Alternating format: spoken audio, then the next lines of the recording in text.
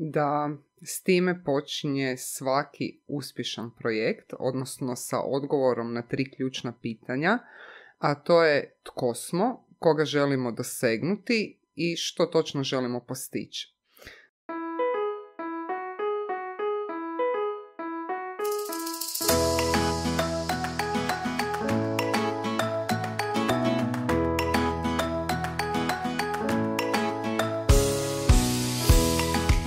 Klice buntovnice, podcast za poljoprivrednike, proizvođače hrane i ostalih poljoprivrednih proizvoda koji žele podići vrijednost svoga rada kroz dizajn, strategiju i suvremene marketinške i prodajne alate. Navedeno nije rezervirano samo za velike brendove, a mi smo ovdje kako bi vam to i dokazalo. Samim time što se bavite poljoprivredom, već ste uzeli stvari čvrsto u svoje ruke. Zgrabite još čvršće kroz znanja koja ćemo podijeliti s vama.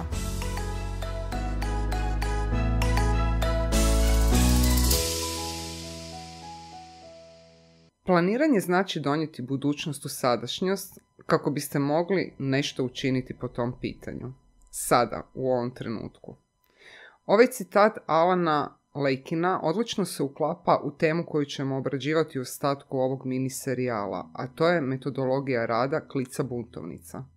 U prošloj epizodi uveli smo vas općenito u temu, predstavili popularne metodologije i praktične savjete za razvoj vlastite, a kroz ove preostale 3 vodimo vas kroz 3 osnovne faze naše metodologije, a to su klijanje, vegetacija i berba. Zašto smo razvili ovu metodologiju? Pa jednostavno je zato što smo tržištu odlučile ponuditi svoje usluge koje smo oblikovale u 3 različita paketa: sjeme, izdanak i plod. Više detalja o našim paketima usluga možete istražiti na našoj web stranici, a naravno ako imate neka dodatna pitanja, slobodno nam se javite na info@klicebuntovnice.com. Vratimo se mi našem klijanju, odnosno prvoj fazi naše metodologije rada. Ona je temelj na kojem gradimo sve ono što slijedi, a fokusira se na detaljnu analizu, planiranje i predstavljanje radnih procesa tijekom trajanja projekta. Uz to, pomaže nam da razvijemo i vodimo projekt u pravom smjeru od početka do kraja, odnosno da isporučimo klijentu ono za što nas je angažirao. Da, prva faza je ona u kojoj vam se čini da se ponašamo kao neki dvogodišnjak koji vas stalno prati, mota vam se oko nogu i onda postavljamo tonu pitanja o svemu. Ona poznata, a šta je ovo, a šta je ono, a zašto ovo, sunce sija, voda moči i sva ta laka pitanja, jel tako? Ovaj dio je ključan za uspjeh naše suradnje jer nam omogućuje da detaljno razumijemo teren, kontekst, okolnosti u koje ulazimo prije nego počnemo crtati. Da otkrijemo bitne stvari o vama i vašem poslovanju koje nam se vi možda ne bi ni sjetili spomenuti. Preskakanje ove faze je velika greška jer dovodi do rada na slijepo i zato klijent na kraju procesa često u takvim slučajevima izađe nezadovoljan van. Sad, bit ove faze je analiza kroz otvorenu i transparentnu komunikaciju. Dio pitanja koje postavljamo možete pronaći u našim besplatnim materijalima za samostalni rad na našoj web stranici. Klijanje je, kao i ostale faze, sastoji se od podfaza, odnosno koraka, a to su upoznavanje klijenta i analiza trenutnog stanja, analiza konkurencije i ciljnih skupina i definiranje ciljeva i nacrta poslovnog plana.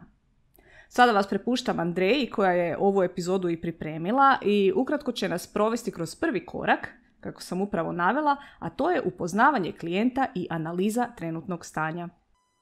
Da s time počinje svaki uspješan projekt, odnosno sa odgovorom na 3 ključna pitanja, a to je tko smo, koga želimo dosegnuti i što točno želimo postići.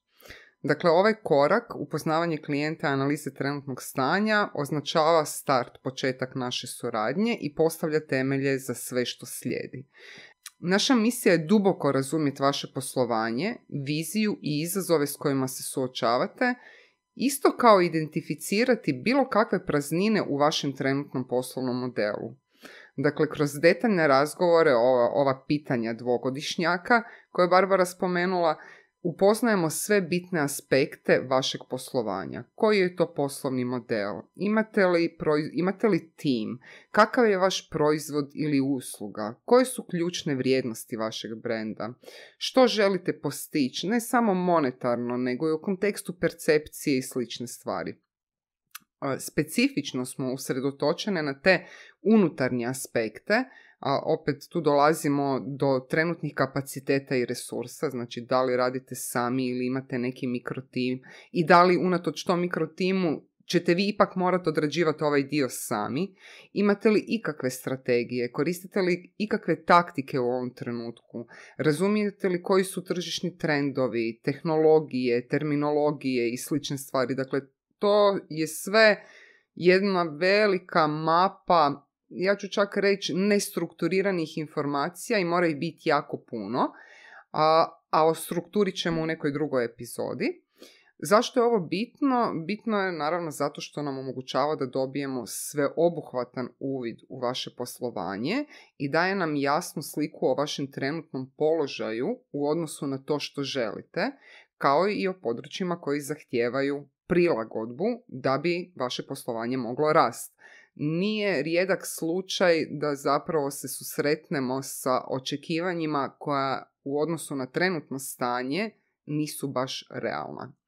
Dakle, kad istražimo stvari iznutra, okrećemo se istraživanju izvana. Stoga, evo, Barbara, vraćam ti mikrofon pa reci ti nama nešto o tome.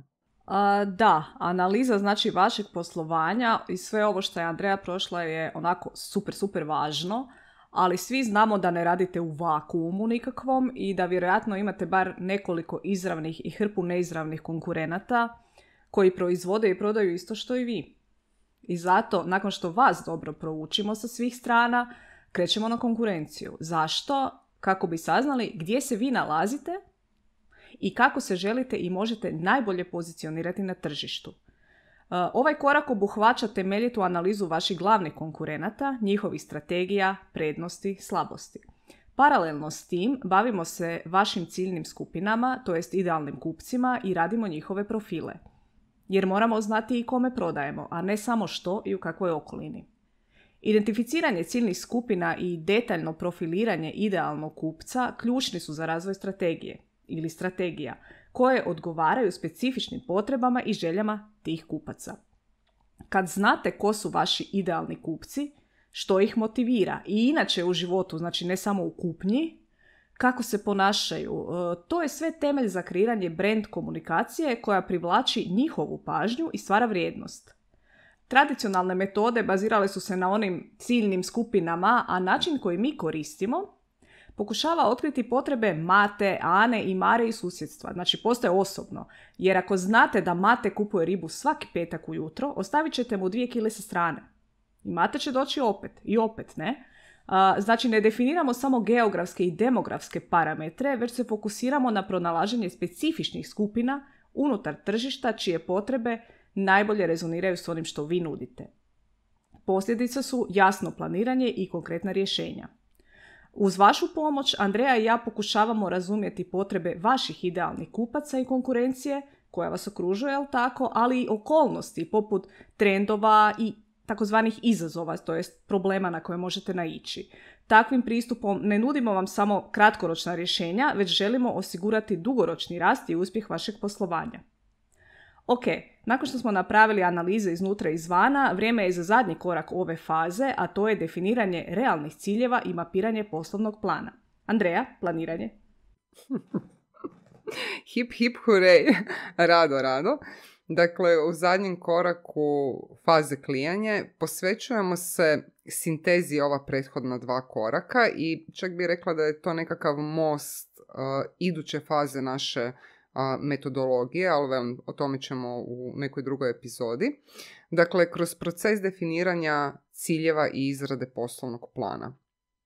Ove aktivnosti su esencijalne za uspjeh svakog projekta jer predstavljaju temelj na koji se onda nadograđuje sve ono što kasnije razvijemo. Dakle, upotrebom SMART metode za postavljanje ciljeva, svaki aspekt našeg planiranja postaje precizno usmjeren i jasno strukturiran s krajnjim ciljem ostvarenja uspjeha i vašeg zadovoljstva. Kratko da podsjetim, SMART ciljevi su specifični, mjerljivi, ostvarivi, relevantni i vremenski ograničeni.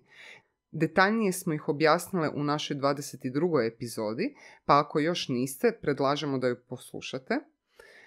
Razvoj učinkovitog poslovnog plana ne može biti odvojen od temeljitog razumijevanja prva dva koraka koje smo sad prošli, zato što oni nude dragocjene uvide o tim internim kapacitetima, resursima, trendovima, konkurenciji, potrebama idealnih kupaca i sl. I integracija ovih informacija u poslovni plan ključna je za razvoj onda strategije koja je u skladu s tom vizijom, kapacitetima i opet vanjskim okolnostima u kojima djelujete. Kad pričamo o poslovnom planu, učinkovit plan nije samo dokument koji opisuje što treba činiti ili što bismo htjeli postići. On je zapravo dinamičan alat koji reflektira duboko razumijevanje i poslovanja i tržišta, integrirajući ciljeve u strukturirani prilagodljiv okvir taktika koje onda služe za njegovo ostvarenje. Dakle, ovaj pristup osigurava da su strategije i akcija usklađene s dugoročnim ciljevima i omogućavaju da lakše navigirate kroz promjene i optimizirate poslovanje na maksimalno učinkovit način. Mislim da je to što se tiče klijanja.